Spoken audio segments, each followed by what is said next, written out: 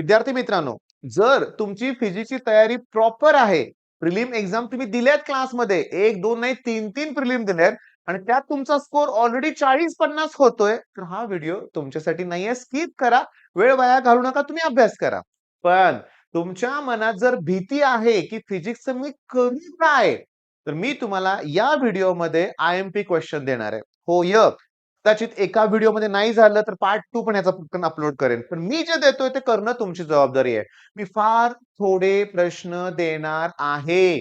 पण ते प्रश्न केले बरं हा व्हिडिओ म्हणजे टोटली अशा मुलांसाठी आहे, की ज्यांना आपण पास होऊ असं वाटतच नाहीये. भीती आहे मनात आणि ती भीती बाकीच्या विषयाचा अभ्यास करून देत नाहीये. होतं असं. मुलं पॅनिक मोडमध्ये असतात बाळांनो. तर मी आता फायनल रिक्वेस्ट काय करतोय, की जर तुम्हाला मी तुम्हाला सांगतो इथं मी लिहिलंय 30 काय 30 पेक्षा जास्त मार्क मिळणार आहेत तुम्हाला जर मी दिलेले प्रश्न परफेक्ट केले तर. कुठले प्रश्न मी देणार आहे सांगतो. बघा मी ओळीनं सांगतोय. पहिला क्वेश्चन नंबर 1 तुम्हाला जो करायचा आहे तो आहे डिफाइन मोमेंट ऑफ इनर्शिया. त्याचं मला युनिट आणि डायमेन्शन्स हव्या आहेत. युनिट आणि काय सांगा? Dimensions. Algebraic sum of product of mass of each element and square of its distance from axis of rotation is known as moment of inertia. आता मी तुम्हाला सांगतो, मी आता इथं टीच शिकवत बसणार नाहीये. शिकवायला मग दिवस लागेल अख्खा म्हणूया आपण. मी तुम्हाला क्वेशन देतोय. सोपा क्वेशन आहे. सोपाच क्वेशन आहे तो इमिजिएटली करायचा. म्हणजे पहिल्या टॉपिकमध्ये एकमेव डेफिनेशन आहे जे तुम्हाला करायचे आहे. क्वेशन नंबर 2 एकमेव डेफिनेशन कुठं असते कुठल्या टॉपिकमध्ये? आणखीन डेफिनेशन असणार आहेत. हा कोणता फोर्स आहे ते मला सांगा. Centripetal force. Okay. Towards centre act होतोय. रिअल फोर्स आहे. मी तुम्हाला सांगतो मग सेंट्रीफ्युगल फोर्स कुठला असतो? तो आउटवर्ड ॲक्ट होतो. इमॅजिनरी आहे लक्षात घ्या. डिस्टिंग्विश बिटवीन सेंट्रीपिटल फोर्स आणि सेंट्रीफ्युगल फोर्स. तिसरा प्रश्न आता सांगतो. मी तर लिहिलेलं समजून घ्या बरं का रे बाळांनो. हे जे क्रॉस आहे ना याचा अर्थ डिस्टिंग्विश आहे.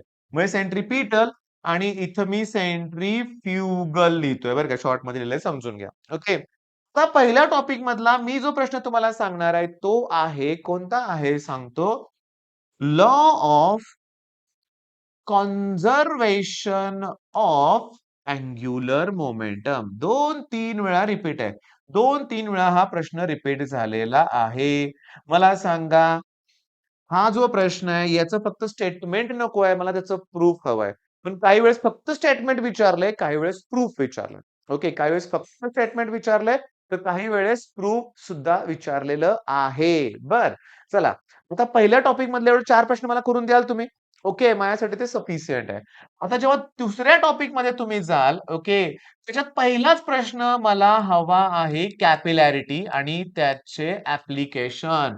त्याचे ऍप्लिकेशन्स म्हणूया आपण. ठीक आहे. कॅपिलॅरिटीचे ऍप्लिकेशन्स. कॅपिलॅरिटी म्हणजे काय? जर तुम्ही ट्यूब लिक्विडमध्ये इन्सर्ट केली, बुडवली, तर लिक्विड वरती येऊ शकतं किंवा खाली पण जाऊ शकतं त्या ट्यूबमध्ये. म्हणजे the phenomena of rise or fall of liquid inside the capillary tube. When it is deep in the liquid. पण करायचंय तुम्हाला. मग त्याचे ऍप्लिकेशन्स काय? ब्लॉटिंग पेपर इंक ऍब्सॉर्ब करतोय. झाडांची मुळं, रूट ऑफ द ट्रीज, ते पाणी किंवा क्षारयुक्त जे पदार्थ वर खेचून घेतात. कॅपिलॅरिटी. दिव्याची वात, विक ऑफ अ लॅम्प, ते सुद्धा ऑइल वरती खेचून घेतात. कॅपिलॅरिटीचे ऍप्लिकेशन्स आहेत लक्षात घ्या. मग पहिला प्रश्न करायचा आहे कॅपिलरची डेफिनेशन त्याचे ऍप्लिकेशन. दुसरा प्रश्न करायचा आहे अँगल ऑफ कॉन्टॅक्टची डेफिनेशन करा. ओके, त्याच्या काही कॅरेक्टरिस्टिक्स आहेत का ते करा. दुसरा प्रश्न. आता तिसरा जो प्रश्न आहे तर त्या सगळ्या डेफिनेशन्स करायच्या आहेत दुसऱ्या टॉपिक मधल्या आणि मी इथं म्हणतोय ऑल डेफिनेशन्स. हळू सांगतोय. Surface tension, surface energy, coefficient of viscosity, velocity gradient, adhesive force, cohesive force, range, sphere of influence. 9 झाले डेफिनेशन. अजून मला असं पटकन आठवत नाहीये डेफिनेशन बरं का. हे की 10 आणि 11 डेफिनेशन. कॅपिलॅरिटी वगैरे पण आहे. Okay. Streamline flow, turbulent flow हे प्रश्न.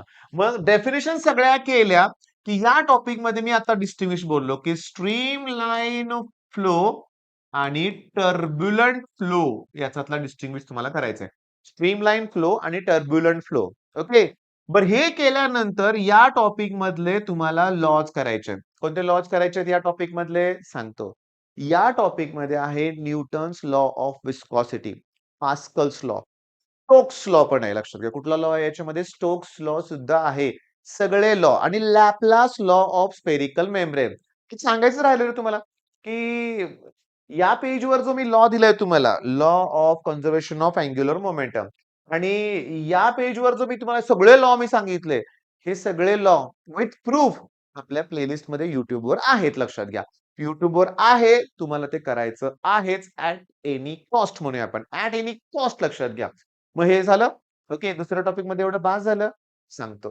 जरा थोडंसं मला सांगायचंय काय तुम्हाला, न्यूमेरिकल सोपे आहेत रे बाळांनो, न्यूमेरिकल सोपे आहेत. जर तुम्ही लॉजच्या बाजूला आता Laplace law of spherical membrane काय फॉर्म्युला आहे ड्रॉपसाठी की P I minus P naught equals to 2t upon R. तर गंमत सांगतो एक्सेस प्रेशर दिलंय, सरफेस टेन्शन दिलंय. मग हे आर वर जाऊ दे, हे खाली येऊ दे. रेडियस काढता येईल. रेडियसला 2 मल्टिप्लाय करा. डायमीटर काढता येईल की नाही? काय अवघड आहे? आलाय प्रश्न परीक्षेत 2 मार्काला. मग स्टोक्स लॉ त्याचं पण मग न्यूमेरिकल करायचे. पुस्तकातले सॉल्व्ड प्रॉब्लेम करायचे. म्हणजे सांगतो बघता बघताना कॉन्फिडन्स येईल तुमच्या जर हे प्रश्न झाले तर. बर याच्यानंतर तिसरा जो टॉपिक आहे केटीजी त्यातलं काय करायचंय सांगतो केटीजीची सुरुवातच डायग्राम न करायची. कोणती डायग्राम आहे सांगा केटीजी मध्ये कुठली डायग्राम आहे? परफेक्टली ब्लॅक बॉडी आहे ना त्याच्यामध्ये. त्याच्यानंतर केटीजी मधल्या डेफिनेशन्स करायच्या. डेफिनेशन कुठला आहे माहिती का? ART म्हणजे coefficient of absorption, coefficient of reflection, coefficient of transmission, coefficient of emission, त्याच्यानंतर emissive power of ordinary body, emissive power of perfectly black body आणि अजून सुद्धा सांगतो लॅम्बडा म्हणजे मीन फ्री पाथ ही पण डेफिनेशन आहे KTG मध्ये kinetic theory of gases and radiation मध्ये. मग सगळ्या डायग्राम केली कुठली केली? परफेक्टली ब्लॅक बॉडीची डायग्राम केली. त्याच्यानंतर ह्या सगळ्या डेफिनेशन केल्या आणि प्रूव्ह करा की ह्या सगळ्यांची ऍडिशन 1 येते. A plus R plus T equals to 1. बरं त्याच्यानंतर तुम्हाला ऑब्व्हियसली यात सुद्धा लॉज आहेत. वेन्स डिस्प्लेसमेंट लॉ आहे आणि स्टीफन बोल्ट्झमन लॉ आहे. स्टीफन बोल्ट्झमन लॉ वरती प्रचंड न्यूमेरिकल आहेत लक्षात घ्या. आणि वेन्स डिस्प्लेसमेंट लॉ म्हणलं की तुम्ही at any cost solve problem करायचा. लॉ म्हणलं की ऍट एनी कॉस्ट तुम्ही सॉल्व्ड प्रॉब्लेम करायचाच लक्षात घ्या. ओके. आता तुम्ही फिजिक्सचं पुस्तक घ्या. ओके. तुम्ही जर मला फिजिक्सचं पुस्तक तुमच्या हातात घ्या आणि या फिजिक्सच्या पुस्तकात ना मी तुम्हाला सांगतो, की हे जर तुम्ही केलं, तर बऱ्यापैकी तुमची भीती दूर होईल. मी तुम्हाला सांगतो काय इकडे बघा. आयडियल फ्लुइड मी काय लिहितोय बघा आयडियल फ्लुइड. आयडियल फ्लुइडच्या कॅरेक्टरिस्टिक सुद्धा करा बरं का रे बाळांनो. Ideal fluid. तर मी तुम्हाला या केटीजीच्या शेवटच्या पेजवर नेलंय बरं का. तर इथे जे प्रश्न दिसतात ना हे सगळे स्टीफन बोल्ट्झमन लॉ वरती आहेत. सगळे प्रश्न कशावरती आहेत? स्टीफन बोल्ट्झमन लॉ वरती आहेत. वेन्स डिस्प्लेसमेंट लॉ वरती सॉल्व्ड प्रॉब्लेम आहे. इथं पण सॉल्व्ड प्रॉब्लेम आहेत. हे करायचे आपल्याला. ओहो, ओहो. लॉ मध्ये A equals to E Kirchhoff law of radiation आहे. तोही तुम्हाला करायचा आहे. परफेक्टली ब्लॅक बॉडीचे डायग्राम किती वेळा रिपीट झाले बाळांनो? भरपूर वेळा रिपीट झाले. आणि याच्यामध्ये आता मी सांगतो बघा प्रश्न खूप अवघड आहे. प्रश्न अवघड आहे. की CP minus CV equals to R याचं करायचंय प्रूफ तुम्हाला. त्यासाठी तुम्हाला YouTube वरून माझी एक प्लेलिस्ट बघायची आहे फर्स्ट सेमिस्टरचे प्रिपरेशनचे. First semester. तर 4 ते 5 व्हिडिओ मी अपलोड केले. त्यात मी मेयर्स रिलेशन 2 ते 3 वेळा शिकवलंय लक्षात घ्या. थोडंसं शोधा एकदम साध्या भाषेत शिकवलंय. एकदम सिंपल भाषेत शिकवलंय. ओके. एवढंच प्रश्न करा. खूप झाले. पहिले 3 टॉपिक तुम्ही बघता फिनिश केले. आता काय केलं आपण त्या पहिल्या 3 टॉपिकमध्ये? सांगतो. Moment of inertia definition, unit सगळं ठीक आहे. सेंट्रिपिटल फोर्स, सेंट्रिफ्युगल फोर्स आणि लॉ. पहिल्या टॉपिकमध्ये एवढे कमी प्रश्न? खूप आहेत. सांगू कुठले? Horizontal curved road, vehicle along. Horizontal curved road. पहिला प्रश्न. वेल ऑफ डेथ. अँगल ऑफ बँकिंगचे 3. 3 म्हणजे most safe speed, maximum speed limit, minimum speed limit म्हणजे टोटल झाले 5 प्रश्न. त्याच्यानंतर तुम्हाला सांगू का रोलिंग मोशन 6 प्रश्न, पॅरलल ऍक्सिस, परपेंडिक्युलर ऍक्सिस हे 2 झाले, 8 प्रश्न झाले. व्हर्टिकल सर्क्युलर मोशन 9 झालं. रिंगचं मोमेंट ऑफ इनर्शिया एक्सप्रेशन 10 झाले. त्याच्यानंतर मी तुम्हाला सांगतो अजून आहे बरं का कोनिकल पेंडुलमचा एक प्रश्न आहे. म्हणजे 12-13 डेरिव्हेशन्स आहेत. राहू दे. तणाव येतोय. 12-13 करायला दिवस जाईल तुमचा. दिवस जाईल आणि ते होणार नाहीये. नाही होणार रिअलिटी. आत्ता होणार नाहीये. मग मी तुम्हाला सांगतो. बरं ते प्रश्न येतात किती परीक्षेत? येतात. सेक्शन बी आणि सी मध्ये एका दुसरा प्रश्न येतो. डेरिव्हेशन्स येतात. हो, सांगायचं राहिलं 3 प्रश्न अजून. Torque equal to I alpha, L equals to I omega, kinetic equal to half I omega square. हे सगळे पहिल्या टॉपिकमध्ये आहेत. मी काहीतरी दिलंय का तुम्हाला? नाही दिलं. माझं म्हणणं आहे पहिला जरा कॉन्फिडन्स वाढवा. हे सोपे प्रश्न अगोदर करा. हे प्रश्न आहेत, हे काय थोडे आहेत व्हय, सगळ्या डेफिनिशन करायच्या आहेत. एडहेसिव्ह फोर्स, कोहेसिव्ह फोर्स सगळ्या डेफिनिशन तुम्हाला करायच्या आहेत. मग हे प्रश्न पण करायचे आहेत तुम्हाला लक्षात घ्या. मग तुम्हाला सांगतो, तर याच्यानंतर थर्मोडायनामिक्स. आम्ही कधी केलाच नाहीये. करा ना. तुम्ही फक्त डेफिनिशन मला करून द्या. तर डेफिनिशन मी सांगतो. सिस्टम, पुन्हा open system, close system, isolated system, boundary, surrounding. काय सांगा आणखीन? सराउंडिंग आहे. त्याच्यानंतर सांगतो इंटेन्सिव्ह प्रॉपर्टी, एक्सटेन्सिव्ह प्रॉपर्टी. त्याच्यानंतर mechanical equilibrium, thermal equilibrium, chemical equilibrium. Okay. त्याच्यानंतर मी सांगतो isobaric process, isochoric process, isothermal process, adiabatic process.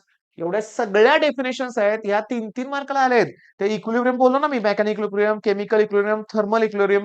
हे बऱ्याच वेळा आलंय. बाकीचं राहू दे. न्यूमेरिकल्स खूप टफ आहेत. राहू दे तात्पुरतं. प्रोसेस त्या डेरिव्हेशन्स कठीण आहेत. राहू दे. पण हे तरी करा. त्या डेफिनेशन्स पहिल्यांदा करा. लक्षात घ्या. त्या डेफिनेशन झालं की फर्स्ट लॉ ऑफ थर्मोडायनामिक्स आहे त्याच्यामध्ये. Related with conservation of charge म्हणूया आपण. मग हे तुम्हाला करायचं आहे. खूप झाले ना प्रश्न. खूप झाले मी तुम्हाला सांगतो. मग आता मी काय म्हणतोय 3 व्हिडिओ बनवूया आपण. आता 1 व्हिडिओ मिळेल. काही तासाने दुसरा मिळेल, पुन्हा दुसरा मिळेल म्हणूया आपण. ठीक आहे. मग 5-5 व्हिडिओ टार्गेट करूया आपण. चला 3 व्हिडिओमध्ये मी सगळे प्रश्न तुम्हाला देतोय.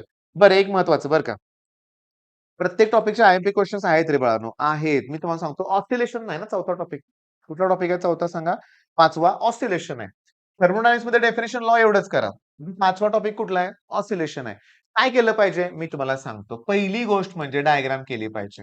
अशी एखादी डायग्राम आहे का बघा. मी तुम्हाला सांगतोय असं आणि असा ग्राफ असलेली एखादी डायग्राम आहे का बघा. व्हेरिएशन ऑफ एनर्जी आहे. मीन पोझिशनला कुठली एनर्जी 0 येणार आहे? तर पोटेन्शियल एनर्जी. ओके. मग ही कायनेटिक एनर्जी एक्स्ट्रीमला 0 येणार आहे लक्षात घ्या. कसं काय? एक्स्ट्रीम पोझिशनला व्हेलॉसिटी पार्टिकल जाऊन थांबतो ना.